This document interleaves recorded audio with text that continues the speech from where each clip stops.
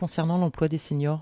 La question de l'emploi des seniors est un enjeu majeur de la négociation Pacte de la vie au travail.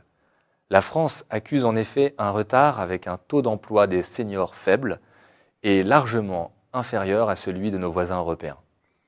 En 2021, près d'un senior sur 6 n'est ni en emploi ni en retraite, une situation qui s'aggrave au fil des reports de l'âge légal de départ en retraite. Les seniors subissent des représentations négatives liées à l'âge. Ils ont un accès limité aux formations. Parfois, des conditions difficiles rendent leur travail sur le long terme insoutenable.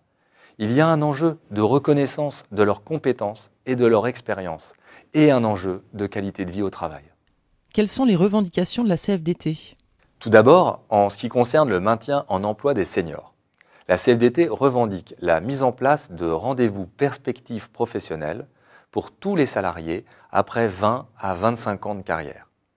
Les travailleurs au milieu de leur vie professionnelle ont besoin d'être accompagnés pour faire un bilan et pour se projeter dans les années à venir. Concrètement, les salariés seront aidés pour une validation des acquis de l'expérience, un bilan de compétences ou orientés, par exemple, dans une voie de reconversion.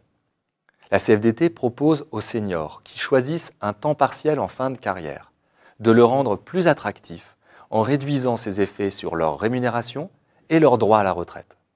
Enfin, la CFDT demande la généralisation des entretiens avec les salariés seniors afin de faire le point sur leur droit à la retraite, sur leur bilan médical, mais aussi sur l'aménagement de leur fin de carrière.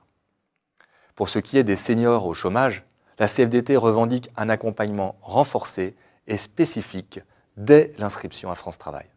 Quels sont les leviers pour agir? Pour être concret et s'adapter aux réalités de chaque entreprise, la CFDT revendique l'obligation de négocier un plan senior. Et il faut des contraintes. Les entreprises qui ne joueraient pas le jeu devraient être sanctionnées.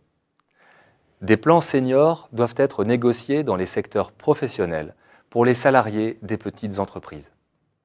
Les seniors sont une richesse et non un poids pour les entreprises. Il est temps de changer de regard sur ces travailleurs. Il est temps de changer les pratiques RH.